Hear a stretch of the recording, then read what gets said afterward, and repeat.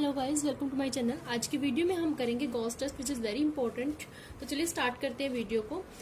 If summation n is equals to 1 to infinity an is a series of positive terms. अगर an एक positive term की series है such that इस तरीके से है an upon an plus 1 is equals to 1 plus lambda upon n plus gamma n upon n raise to the power 1 plus delta, where delta greater than 0 and gamma n is a bounded sequence, then the series an is convergent if lambda is greater than 1 and divergent if lambda is less than equal to 1।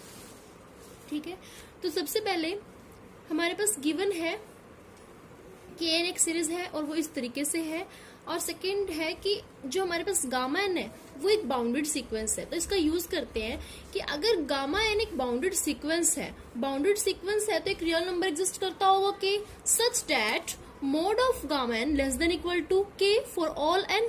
ठीक है, ये है आपके पास। अब multiplying both side by 1 upon n raise to the power 1 plus delta. अभी क्यों करते हैं इसका, आपको जब इसे सोल्व करेंगे या फिर आगे कंटिन्यू करेंगे तो आपको इसका रीजन पता लग जाएगा। तो स्टार्ट करते हैं। Gamma n multiply 1 upon n raise to the power 1 plus delta, यानी अपॉन में आ जाएगा less than equal to k by n 1 plus delta. अगर हम यहाँ पर limit n tends to infinity approach कराते हैं, then gamma n upon n raised to the power 1 plus delta less than equal to limit n tends to infinity k upon n 1 plus delta। ठीक है, और अगर हम यहाँ पर n को इन्फिनिटी अप्रोच कराते हैं देन कांस्टेंट अपॉन इन्फिनिटी क्या होता है, 0। तो ये वैल्यू हमारे पास 0 आई है। It means limit n tends to infinity gamma n mod of gamma n upon n raise to the power 1 plus delta less than equal to 0। Less than 0 नहीं हो सकता, इसलिए क्या होगा, ये इज इक्वल्स टू 0। ठीक है, तो अब हमारे पास जो गिवन एक्सप्रेशन है डेट इज, ये आपके पास गिवन एक्सप्रेशन है, तो इसका यूज करेंगे हम। अब हम यहां से राइट हैंड साइड से 1 को हम लेफ्ट हैंड साइड में लेके आएंगे। इधर ये प्लस का है तो यहाँ पर माइनस का होगा, इस तरीके से।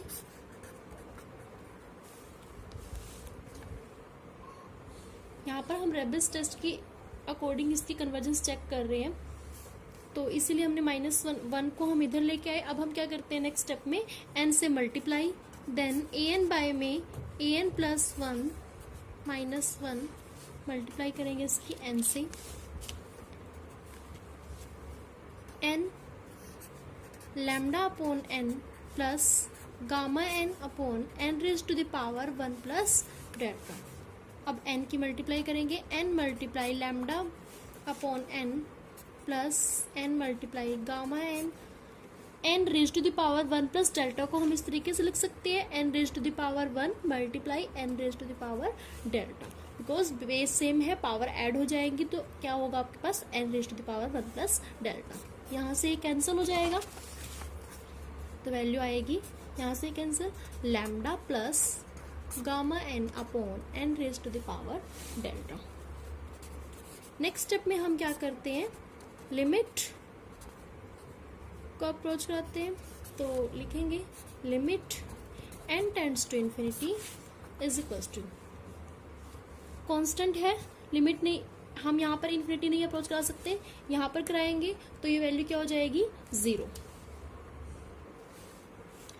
गामा n यहाँ पर हम इन्फिनिटी को रखेंगे, तो n की जगह जब हम इन्फिनिटी रखेंगे तो जब हमारे पास डिनोमिनेटर में इन्फिनिटी होता है।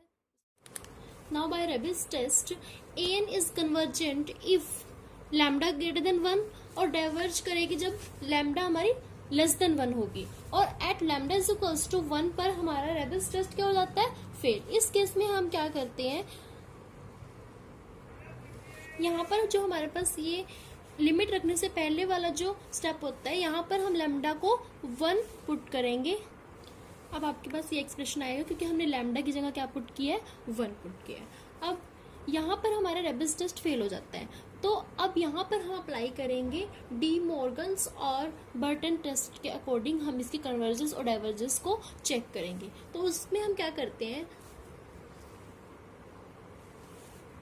राइट हैंड साइड में जो 1 है हम लेफ्ट हैंड साइड में लेके आएंगे।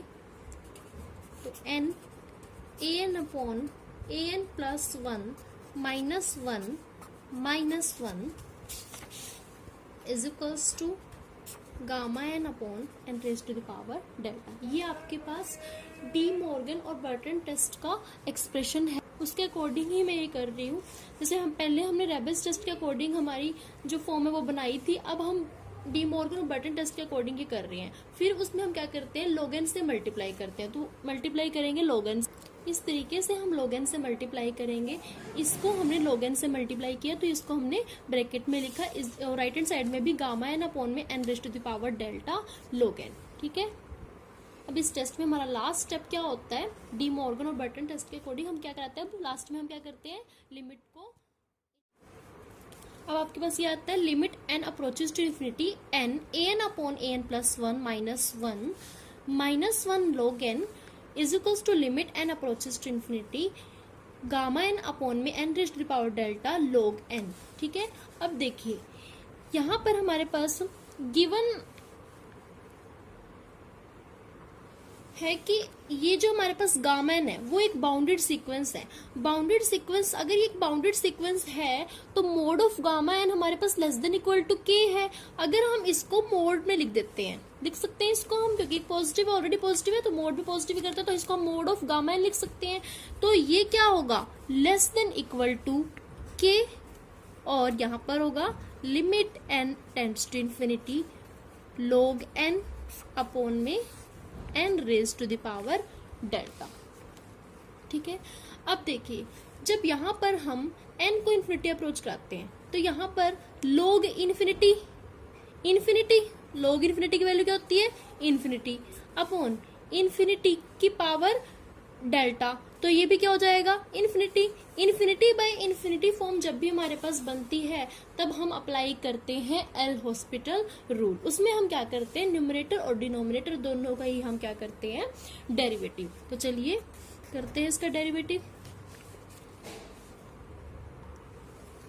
log n का डेरिवेटिव होगा आपके पास 1 अपॉन n और n raise to the power delta का जो डेरिवेटिव है, पावर आगे आएगी डेल्टा, फिर n raise to the power delta minus 1।